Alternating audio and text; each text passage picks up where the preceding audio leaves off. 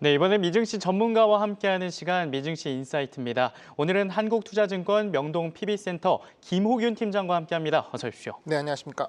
네, 현재 3대 지수는 다우존스를 제외하고 상승 중에 있는데요.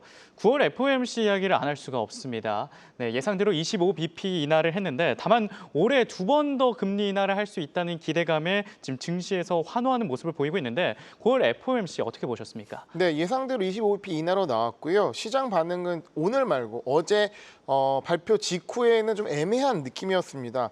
지수는 혼조를 보였고 금리는 상승을 했는데요. 핵심 내용을 보게 되면 시장이 일각에서 예상했던 50bp 인하에 대한 의견은 거의 없었고 대부분 25bp 인하를 지지했다는 것이 확인이 됐고요. 더 중요한 것은 현재 경제 상태를 어떻게 규정하느냐라는 부분인데 고용은 주의가 필요하다. 그리고 물가는 관세로 인한 물가 상승이 일시적일 것이다라고 명시적으로 설명한 부분이 중요하다고 생각이 듭니다. 하지만 시장은 이 기자회견에서 파월 의장의 약간 느낌이 그러니까 말하는 톤 자체가 매파적이라는 부분에서 실망한 것 같아요. 그래서 많은 이들이 숨졸이면서 지켜온 FMC 이런 FMC도 흔치 않긴 하거든요. 근데 실제 어쨌든 예상대로 움직였고 우려했던 파국 같은 상황은 발생하지 않았습니다. 이 정도면 좀 선방했다고 좀 판단을 하는데요. 일단 오히려 그 이후에 오늘 지금 이제 풀이장부터 장이 좋게 올라가는 모습을 보면 시장에서는 이 정도의 전개를 만족하는 것 같습니다.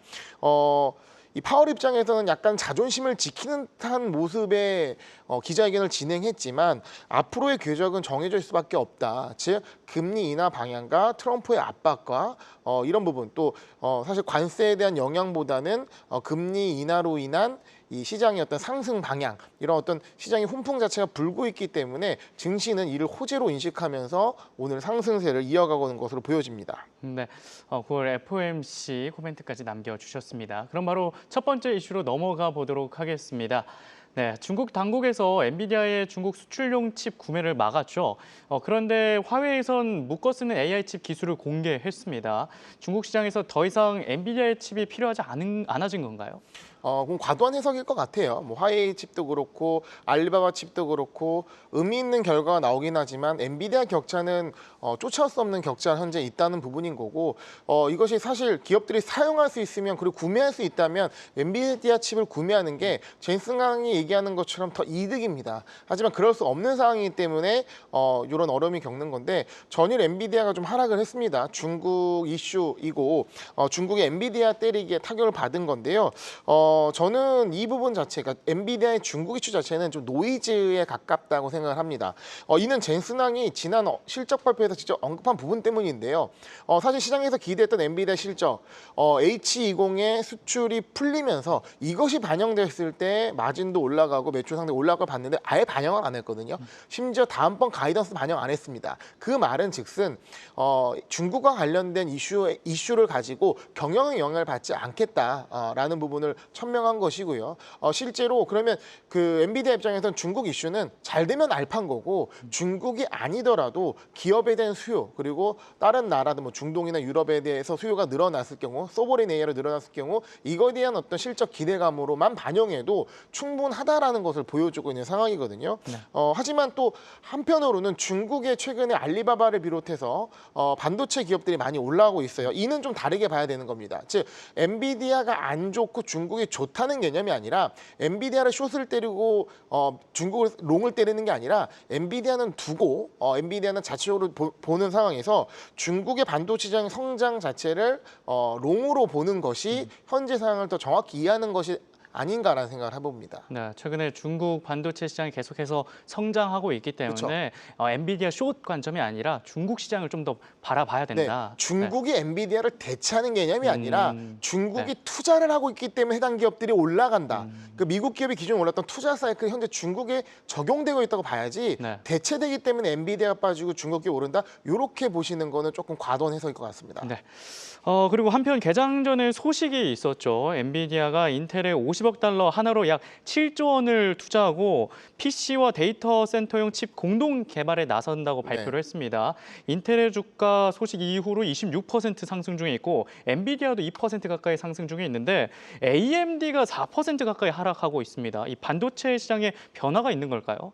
네, 어떻게 보면 엔비디아, 인텔, AMD는 이 경쟁자 구도에 있는데 네. 1위 기업이 어떻게 보면 3위 기업이라 해야 될까요? 네. 3위보다도 멀어진 것 같지만 인텔에 지분을 투자해가지고 얘를 네. 살린다.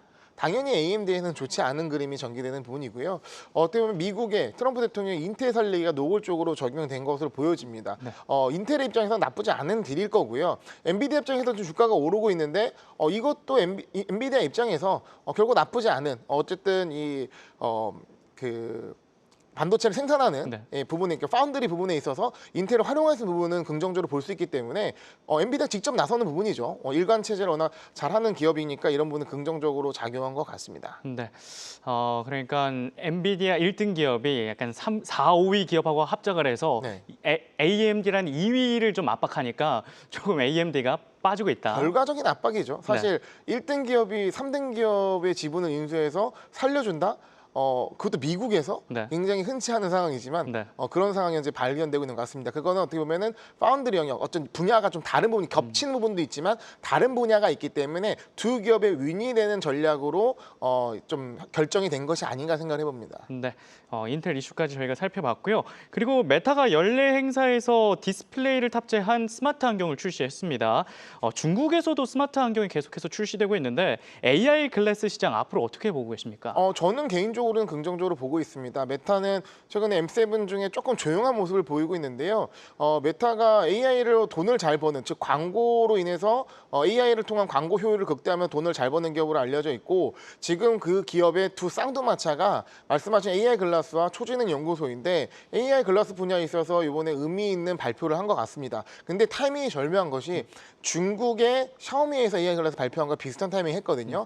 이거는 시장 자체를 형성해야 된다고 보는 거예요. 그러니까 최근에 애플에서 아이폰 17을 출시를 했는데 즉각적인 반응을 볼 수가 있죠. 네. 왜냐면 아이폰은 업그레이드 돼가지고 어떨 것이라는 반응이 바로 있을 수 있는데 AI 글라스 같은 경우는 이것이 출시가 되고 실제 사용되고 후기가 나올 때까지 많은 시간이 걸릴 수밖에 없습니다. 아직 굉장히 새로운 폼팩터이기 때문에 하지만 그 변화 자체가 어느 정도 침투율이 높아지면 굉장히 빠른 속도로 커질 거로 보여지고요. 그만큼 많은 세상을 변화시키고 그 효용감이 있을 수 있는 부분이다. 일단 사용하게끔 만드는 게 메타의 숙제일 것 같습니다. 그리고 가격 차원에서도 그렇게 부담되지 않은 선에서 출시가 됐기 때문에 일단 기대하고 보는데 뉴스 나오는 거 보니까 아직은 시연에 좀 문제가 좀 노출된 것으로 보입니다. 당연히 처음 출시될 때 모든 걸 완벽하게 나올 수는 없는 부분이기 때문에 이 점을 좀 유념해서 지켜볼 필요는 있을 것 같습니다. 네, 시간상 여기까지 듣도록 하겠습니다. 지금까지 한국투자증권 명동 PB센터 김호균 팀장과 함께했습니다. 도움 말씀 고맙습니다. 네, 감사합니다.